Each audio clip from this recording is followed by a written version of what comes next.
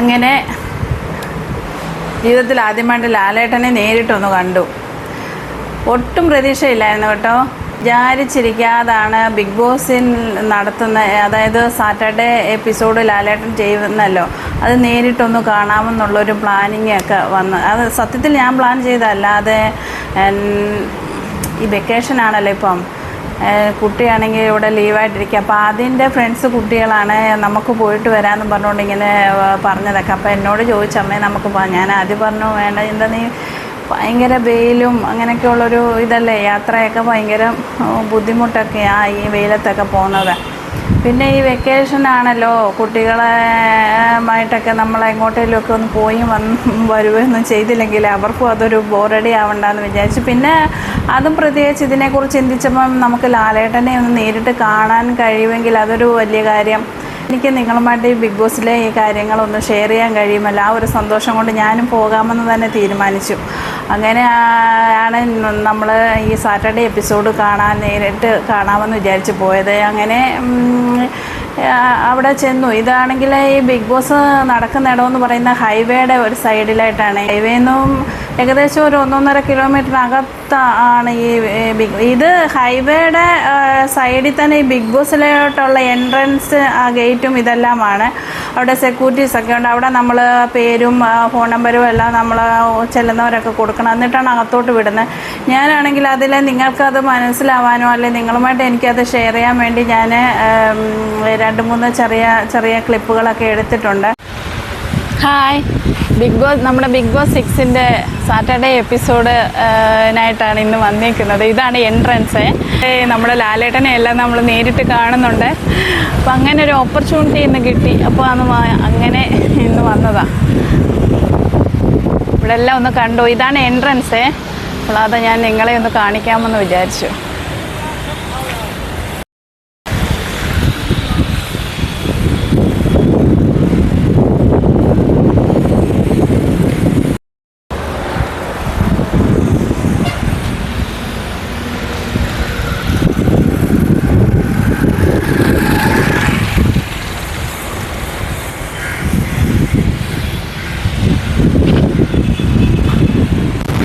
അതുകൊണ്ട് ആ കാണുന്ന വഴിയില്ലേ, അതിലെ അങ്ങനെ പോകണം. എന്താ ഈ വഴി അങ്ങനെ നേരെ അങ്ങനെ പോയി അവിടാണ്. അപ്പോൾ അവിടെ ഇനി ചെന്നതിന് ശേഷം പിന്നെ ഏക്കർ കണക്കിന് സ്ഥലമാണ്. സത്യത്തിൽ എനിക്കവിടെ കണ്ടപ്പോൾ ഒരു മരുഭൂമിയുടെ ഒരു ഫീലിംഗ് തോന്നി എന്നുള്ളതാണ് സത്യം. അതിൻ്റെ കുറച്ച് സൈഡിൽ ഈ സെറ്റായിട്ട് ആണല്ലേ, സെറ്റുകളാണ് ഇവിടെ ചെയ്തിട്ടുള്ളത്. അത് അവർ നേരത്തെ പറഞ്ഞിട്ടുണ്ടായിരുന്നു ബിഗ് ബോസിൻ്റെ കാര്യത്തിൽ. ബിൽഡിംഗ് എന്ന് പറയാൻ എവിടെയെങ്കിലും 1-2 ബിൽഡിംഗ് ആയിട്ടൊക്കെ ഉള്ളൂ. പക്ഷെ അവിടെ അല്ല ഈ ബിഗ് ബോസിൻ്റെ ഇതൊക്കെ നിറയെ എല്ലാം സെറ്റുകളാണ് ചെയ്തേക്കുന്നത്. പിന്നെ ഈ സ്ഥലത്തിൻ്റെ എവിടെയെങ്കിലും സൈഡിലൊക്കെ ഓരോ മരങ്ങളൊക്കെ ഉണ്ടെങ്കിലേ ഉള്ളൂ. അവിടെ എല്ലാം ആൾക്കാർ വണ്ടികളും പാർക്ക് ചെയ്ത് ആൾക്കാരും എല്ലാം അവിടെ കൂടി നിൽക്കുന്നത് കൊണ്ട് നമുക്കൊരു എന്താ പറയുന്നത്, ഒരു പ്രൈവസിയിലൊന്നും അവിടെ പോയി നിന്ന് കുറച്ച് തണുപ്പത്തോ ഒരു തണലിലൊക്കെ നിൽക്കാനുള്ള ഒരു സൗകര്യമില്ല. തീ പിടിച്ച വെയിലത്ത് അവിടെ പോയി ഇങ്ങനെ നിൽക്കണം. നിങ്ങളെ വീഡിയോ കാണാം, അപ്പം മനസ്സിലാകും അത്രത്തോളം ഇതാ ബിഗ് ബോസ് എന്ന് പറയുമ്പോൾ അത് ലാലേട്ടൻ അവിടെ സാറ്റർഡേ എപ്പിസോഡ് ചെയ്യുന്ന വീക്കെൻഡ് എപ്പിസോഡ് ചെയ്യുന്ന അതും ഒരു സെറ്റാണ്. ആ സെറ്റിൻ്റെ അകത്ത് കയറിയാൽ ഒന്നും പ്രശ്നമില്ല, അതൊക്കെ ഭയങ്കര ഇതാണ്, സെറ്റപ്പൊക്കെയാണ്. പക്ഷേ നമ്മൾ ഈ ഓഡിയൻസായിട്ട് അവിടെ ഇത് കാണാനും മനസ്സിലാക്കാനൊക്കെ ചെല്ലുന്നവർക്ക് വന്നിട്ട് വലിയ ദുരിതമായിട്ടാണ് എനിക്കത് മനസ്സിലായിട്ടുള്ളത്. ഇവർ ഈ സെറ്റ് ചെയ്യുന്ന അതിൻ്റെ അവിടെ എല്ലാം ഇങ്ങനെ ഈ ഗേറ്റ് ഒക്കെ ക്ലോസ് ചെയ്തേക്കാണ്. ഗേറ്റ് എന്ന് പറയുമ്പോൾ വലിയ മതിൽ അങ്ങനെയൊന്നും ഉള്ള ഇതല്ല പറയുന്നത്.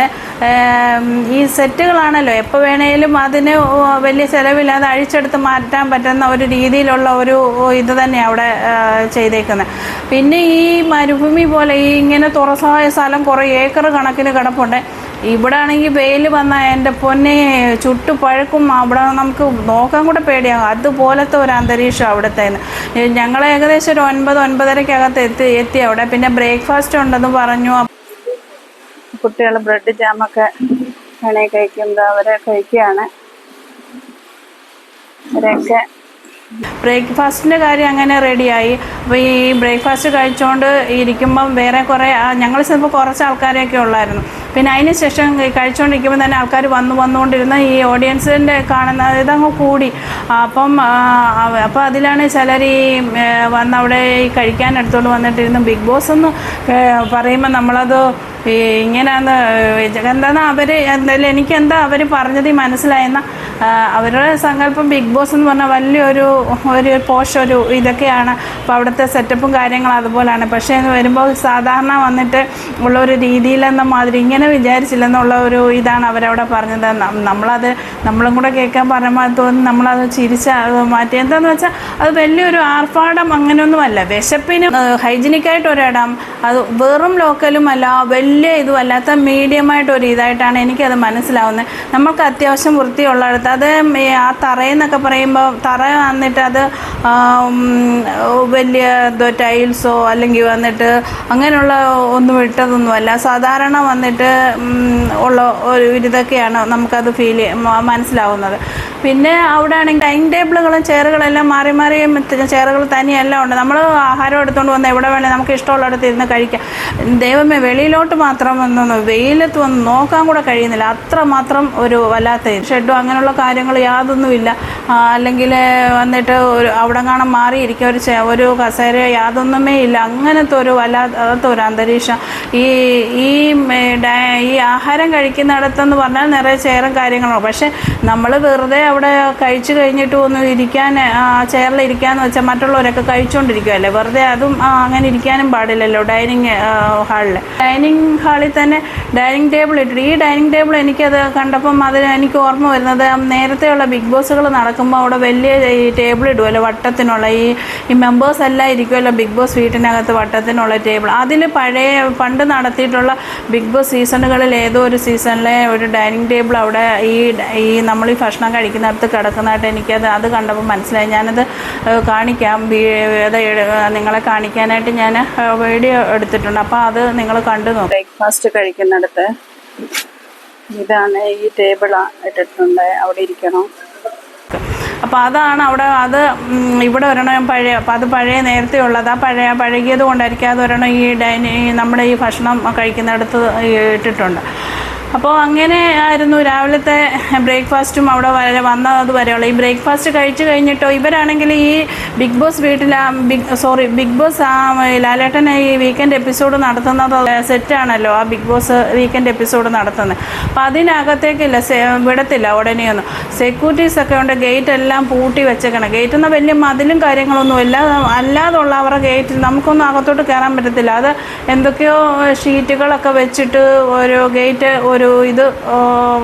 ഫ്രണ്ടിൽ മെയിൻ നല്ല ഗേറ്റ് ലോക്കും ഇതൊക്കെയാണ്. സൈഡുകളിൽ ഷീറ്റൊക്കെ ചെയ്തിട്ടുണ്ടല്ലോ, സ്ക്രൂ ചെയ്ത് വെച്ചേക്കുന്നത്. അങ്ങനത്തെ എപ്പോൾ വേണേലും അഴിച്ചെടുക്കാൻ വലിയ ചിലവില്ലാതെ അങ്ങനത്തെ ഒരു സെറ്റപ്പാണത് നമുക്കവിടെ കാണാൻ കഴിയുന്നത്. സെക്യൂരിറ്റീസൊക്കെ നിറയുണ്ട്. ഇവരെ ഈ ഗേറ്റിനകത്താണ് 1-2 മരങ്ങളുള്ളത്. അത് നമ്മൾക്ക് അവിടെ കയറി ആ മരത്തിൻ്റെ തണുപ്പിൽ നിൽക്കാൻ പോലും പറ്റത്തില്ല.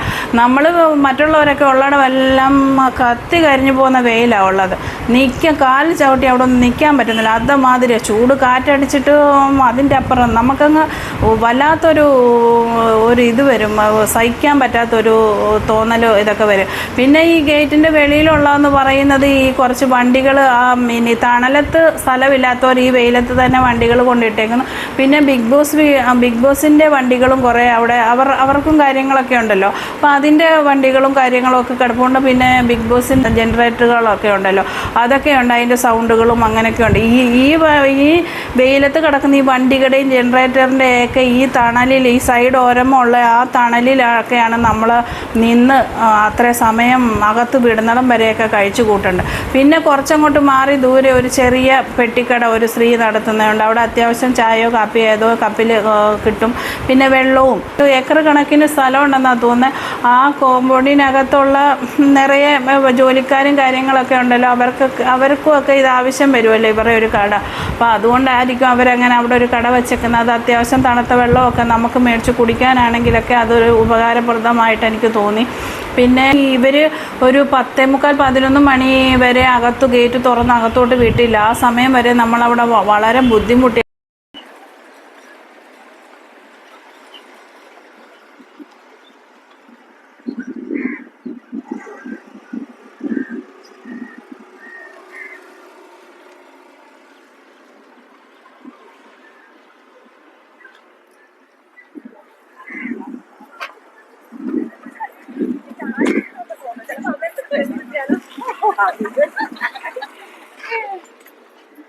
ഇത് ഒരു പ്രാവശ്യം പോയവർക്ക് പിന്നെ പോകാൻ തോന്നില്ല. അത്രമാത്രം ഒരു അത് എനിക്ക് ഈ ക്ലൈമറ്റിൻ്റെ കൊണ്ട് വേണമെന്ന് തോന്നി. ഈ ചൂട് സഹിക്കാൻ പറ്റത്തില്ല. പിന്നെ അവിടെ ആണെങ്കിൽ ഒരു മരവോ നിഴലോ ഒന്നും നമുക്കത് അവിടെ കിട്ടുന്നുമില്ല. അവിടെ നിൽക്കാനേ എവിടെയോ 1-2 ഒക്കെ ഉള്ള ദൂരെ വണ്ടികളും പാർക്ക് ചെയ്ത് ആൾക്കാരെല്ലാം അവിടെ സ്ഥാനം പിടിച്ചേക്കുന്നതുകൊണ്ട് ഒന്നും അവിടെ പറ്റത്തില്ല. ആകെ 1-2 മരങ്ങളൊക്കെ അപ്പുറം ഇപ്പുറമൊക്കെ നിൽക്കുന്നതിൻ്റെ കാര്യം ഞാൻ പറഞ്ഞു. അതിനുശേഷം ഏകദേശം ഒരു 10:45-11 മണിയൊക്കെ ആയപ്പോഴാണ് ഗേറ്റ് തുറന്ന് അകത്തോട്ട് പോയി. അകത്ത് പോയപ്പം എന്താ കാര്യമെന്ന് പറഞ്ഞ ഫോൺ അതുവരെ ഉള്ളത് ഞാൻ വന്നിട്ട് നിങ്ങൾക്ക് കാണാനും മനസ്സിലാക്കാനും എന്തായാലും 2-3 ക്ലിപ്പൊക്കെ എടുത്ത് വെച്ചിട്ടുണ്ട് കേട്ടോ, വീഡിയോസ് ഇതായിട്ട്. പിന്നെ ഇവരെന്താ ഫോൺ കൊണ്ടുപോകും, അകത്ത് കയറ്റത്തില്ല. സ്മാർട്ട് ഫോൺ ഉള്ളവരാണെങ്കിലും കൊണ്ടുപോകും, അതും വെളിയിൽ വെച്ചിട്ട് പോകണം.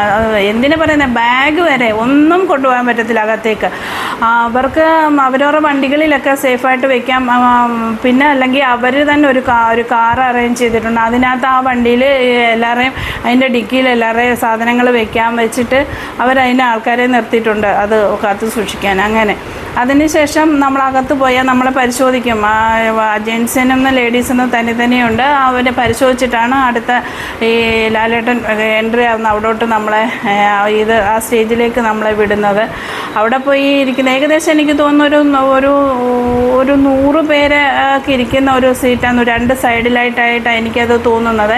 അപ്പം അങ്ങനെ ആൾക്കാരെ ഇരുത്തി അത്രയും പേരൊക്കെ തന്നെ വരുന്നുള്ളൂ ഇത് കാണാനായിട്ടൊന്നും. കാര്യം ഞാൻ പറഞ്ഞല്ലോ, ഒരു പ്രാവശ്യം വരുന്നവർ പിന്നെ വരത്തില്ല. കാര്യം അത്രത്തോളം ബുദ്ധിമുട്ട് ഉണ്ട് അവിടെ ചെന്ന് കഴിഞ്ഞാൽ. പിന്നെ ആർക്കെങ്കിലും അങ്ങനെ വരണം നേരിട്ട്, അതായത് നമ്മൾ ചെന്നാൽ തന്നെ ലാലേട്ടൻ്റെ അവിടെ വീക്കെൻഡ് എപ്പിസോഡ് നടത്തുന്നത് നമുക്ക് കാണാൻ പറ്റത്തുള്ളൂ, അല്ലാതെ വേറൊന്നും ഇല്ല. ഇവിടെ ഇപ്പം മൊബൈൽ ഫോണോ ഹാൻഡ് ബാഗ് സ്മാർട്ട് വാച്ച് ഒന്നും അലൗഡ് അല്ല. അപ്പം അതെല്ലാം വാങ്ങിക്കാൻ നോക്കുന്നു. അപ്പം അകത്തെ വിവരമൊന്നും എനിക്ക് ഇങ്ങനെ നിങ്ങളുടെ മുമ്പിൽ എത്തിക്കാൻ പറ്റുന്നില്ല. ഇതുവരെ ഉള്ളൂ. അപ്പോൾ അവരാണ് അവർ വണ്ടിയിലെല്ലാം വെക്കാനൊക്കെ പറയുന്നു. അപ്പം അങ്ങനെ അവിടെയാണ് എൻട്രൻസ്. അവിടെ എല്ലാവരും നിൽക്കുന്നതുണ്ടോ? അത്രയേ ഉള്ളൂ. ഇനിയെല്ലാം ഇത് കഴിഞ്ഞിട്ടുള്ള വിവരമൊക്കെ ഞാൻ പറയാം. കുട്ടികളുമായിട്ടൊക്കെ ആൾക്കാർ വന്നിട്ടുണ്ട്.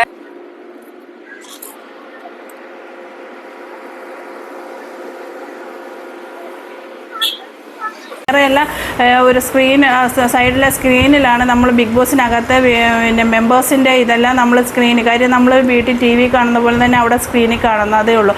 പിന്നെ നമുക്ക് ലാലേട്ടനെ നേരെ കണ്ടിട്ട് അവിടെ ലാലേട്ടൻ അവതരിപ്പിക്കുന്ന കാണാം. അതാണ് ഇതിൻ്റെ മെയിൻ ഒരു പ്ലസ് പോയിന്റ് എന്ന് പറയുന്നത്.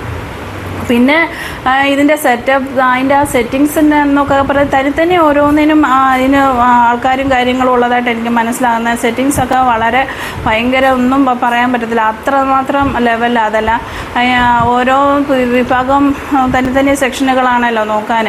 അങ്ങനെ ക്യാമറ എന്നൊക്കെ പറഞ്ഞാൽ നേരത്തെ ബാക്കിലെല്ലാം നമ്മൾ ഓഡിയൻസ് ഇരിക്കുന്നതിൻ്റെ ബാക്കിലെല്ലാം നിറയെ ക്യാമറ, വലിയ വലിയ ക്യാമറകളും ഇതൊക്കെയാണ്. അപ്പോൾ അതിനൊക്കെ ആൾക്കാരെങ്ങനെയുണ്ട്, ഓരോന്നും അറേഞ്ച്മെൻറ്റ്സിനൊക്കെ തന്നെ ആൾക്കാരും കാര്യങ്ങളൊക്കെ ഉണ്ട്. അതൊക്കെ ഭയങ്കര ഇതാണ്. പിന്നെ വെള്ളം അവരകത്ത് തരുന്നുണ്ട്. വേറെ ഒരു സാധനം നമുക്ക് അകത്ത് കൊണ്ടുപോകാൻ പറ്റത്തില്ല.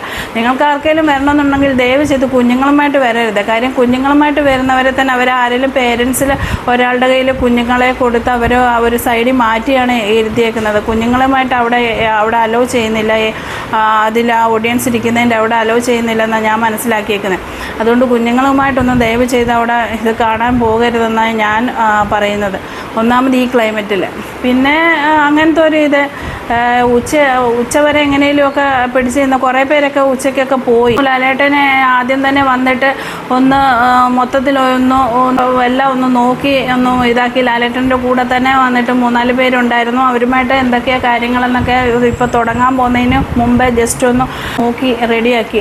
ഇതിനൊക്കെ ആദ്യം തന്നെ വേറൊരാൾ വന്നിട്ട് ഇതിൻ്റെ കാര്യങ്ങളൊക്കെ പറയുന്നുണ്ടായിരുന്നു, ഓഡിയൻസിനോട് പറഞ്ഞു കൊടുക്കേണ്ട കാര്യങ്ങളൊക്കെ പറയുന്നുണ്ടായിരുന്നു. അതിന് ശേഷമാണ് ലാലേട്ടനും ഈ 3-4 പേരും കൂടെ വന്ന് എല്ലാം സെറ്റപ്പൊക്കെ ശരിയാണോ എന്നൊക്കെ ലാലേട്ടനൊന്ന് മൊത്തത്തിലൊന്ന് നോക്കി അതിനുശേഷം പോയാണ് പിന്നെ ഈ നമ്മൾ ലൈറ്റൊക്കെ കത്തി അങ്ങനെ വരുന്നത്. ആദ്യത്തെ ഈ ഞങ്ങൾ ചെന്നപ്പോൾ സാറ്റർഡേ എപ്പിസോഡിന് കൂടുതൽ യെല്ലോയുടെ ഒരു ഇതായിരുന്നു ആ സെറ്റിങ്സിൽ. പിന്നെ ഉച്ച കഴിഞ്ഞുള്ള സൺഡേ എപ്പിസോഡിൽ വന്നിട്ട് മൊത്തം റെഡിഷായിട്ടുള്ള അങ്ങനത്തെ ഒരു ഇതായിരുന്നു. അത് ഞാൻ പിന്നെ പറയാം. അപ്പോൾ ഈ ലാലേട്ടൻ ആ സ്റ്റേജിൻ്റെ സെൻറ്ററിൽ ഇങ്ങനെ നിൽക്കുമ്പം അതിൻ്റെ ഫ്രണ്ടിൽ തന്നെയാണ് നിറയെ ക്യാമറകളുണ്ട്. പിന്നെ നമ്മൾ കാണാതെ സൈഡ് ഇതിലൊക്കെ വന്നിട്ട് ക്യാമറകൾ നിറയെ ഇഷ്ടം പോലെ ഉണ്ട്. പിന്നെ വന്നിട്ട് ഈ ബിഗ് ബോസ് വീട്ടിനകവും ലാലേട്ടനുമായിട്ട് അങ്ങനെ അവർ തമ്മിൽ കാണുന്ന ആ ക്യാമറയൊക്കെ ഉണ്ട്. ഇതൊന്നും നമുക്ക് കണ്ണിന് പോലും കാണാൻ കഴിയാത്ത അങ്ങനത്തെ എന്തോ സെറ്റപ്സും കാര്യങ്ങളൊക്കെയാണ് അവിടെ നടന്നുകൊണ്ടിരിക്കുന്നത്. ആദ്യം തന്നെ ഈ സ്ട്രെയിറ്റ് ഇങ്ങനെ പറയുമ്പം തന്നെ വന്നിട്ട് ആ സ്ട്രെയിറ്റിലാണെങ്കിൽ ഒരു സ്ക്രീൻ പോലത്തെ ഒരു ഇതുണ്ട്. അതിൽ ഈ ലാലേട്ടൻ ഇങ്ങനെ പറയുന്നത് കാര്യങ്ങളൊക്കെ വന്നിട്ട് ലാലേട്ടനെ എല്ലാം ഒന്ന് പ്രിപ്പയർഡായിട്ട് ആയിരിക്കാമെന്നാണ് ഞാൻ വിശ്വസിക്കുന്നത്. എന്നാൽ തന്നെ ആ സെൻറ്ററിൽ അതിൻ്റെ കാര്യങ്ങളെല്ലാം വന്നിട്ട് വരുന്നുണ്ട്. ലാലേട്ടൻ അതാണ് ഫോക്കസ് ചെയ്ത് ഇതൊക്കെ പറയുന്ന കാര്യങ്ങളും എന്നാണ് എനിക്കതിൽ കണ്ടപ്പോൾ അത് മനസ്സിലാക്കാൻ കഴിഞ്ഞിരിക്കുന്നത്. അപ്പം അങ്ങനത്തെ ഒരു ഇത്. പിന്നെ ഓഡിയൻസിനെ എന്ന് പറഞ്ഞാൽ ഓഡിയൻസിനെ മൊത്തത്തിലൊന്ന് ലാലേട്ടനൊരു ജസ്റ്റ് ഒന്ന് അല്ലാതെ ആരെയെന്ന് പറഞ്ഞാൽ എനിക്ക് ആരെങ്കിലും കണ്ടിട്ടുണ്ടെന്ന് പോലും അറിയത്തില്ല. അത്രയ്ക്ക് എപ്പോഴും ലാലേട്ടൻ്റെ ആ ജോലി അത് എത്രത്തോളം ആത്മാർത്ഥമായിട്ട് ചെയ്യാമെന്നുള്ള ഒരു ഇതാണ് അവിടെ നമുക്കത് മനസ്സിലാവുന്നത്. അങ്ങനെയാണ് അതിൻ്റെ ഇത്. ഇനിയിപ്പോൾ വന്നിട്ട് ആ സാറ്റർഡേ എപ്പിസോഡ് വന്ന് ചെയ്തത് 5 സെഗ്മെൻറ്റായിട്ടാണ് ചെയ്തേക്കുന്നത്. അപ്പോൾ ഞാനത് അടുത്ത വീഡിയോയിൽ പറയാമേ.